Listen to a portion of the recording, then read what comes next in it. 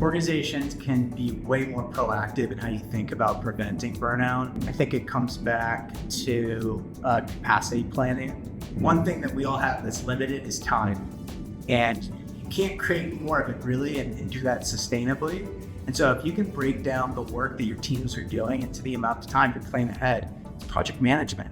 But can you look at the individual and say, here's your capacity, this is the expectation.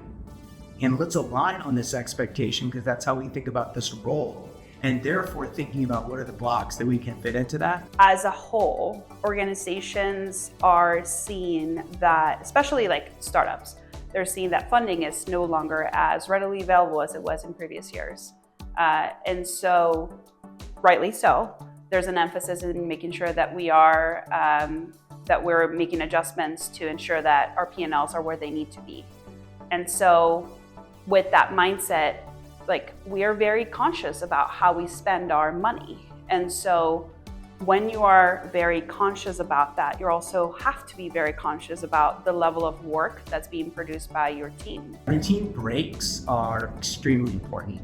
Thinking about stepping away from your computer, stepping away from your desk, especially if you're sitting for a long period of time, walking to the pantry to get a banana, or get a snack, or get a beverage, drinking water consistently throughout the day. Like all of these moments, many of which that are facilitated by the pantry, by the food and beverage, give you an opportunity to just step away from the work, turn off the brain for a couple of minutes, reset, refresh, and then get back into it. You will be more productive as a result. You'll feel better.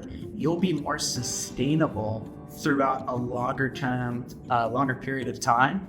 So we definitely recommend using routine breaks as a way to give yourself that moment. And we use food and beverage a lot in those breaks to make the breaks a little more enjoyable and to build that nourishment, that energy back up.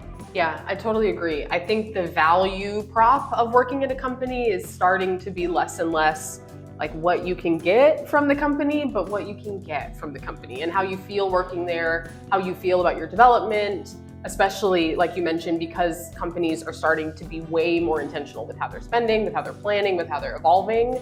Yeah, I think companies focusing more so on the wellness, well-being of their team members is just gonna be crucial in the next year. Doesn't it feel like sometimes the reaction is, you've been working, you have a lot on your plate, whatever, now take time outside of work to resolve that, right? Like, doesn't that always feel like that's the solution? But what if the solution was come into work to resolve that? Because we are creating an environment that brings your stress down, that allows you to have focus, right? And I think that is where employers should go in 2025.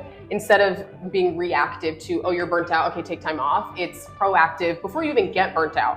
We're going to create programming in here that makes this a space that enables you to have balance, to have wellness, to have like work-life blend in a healthy way. One of the things that I do with my one-on-ones or meetings that I'm an organizer for is that I always start them at the 5-minute marker to make sure that I have that little bit of time to either go a little bit longer on that last meeting or go take a break and go to the bathroom or fill up whenever I'm in the office, get my bevy. Or get a coffee in the morning, whatever the case may be, like purposeful about your calendar. I think that would probably be my number one thing. And I think going along that with like being purposeful about your calendar, it's like I always put in my lunch time at a specific time, and my team knows that like I try to respect it. Sometimes I'm not gonna be able to, but the biggest thing the biggest piece of advice I give my team, if you're not respecting your calendar, then nobody else will. And so make sure that you're respecting it for yourself. In instances where you can't, you need to notate that. And so I'm very, I don't know the words religious or like very methodical about my calendar planning. If you don't respect your calendar, nobody else will.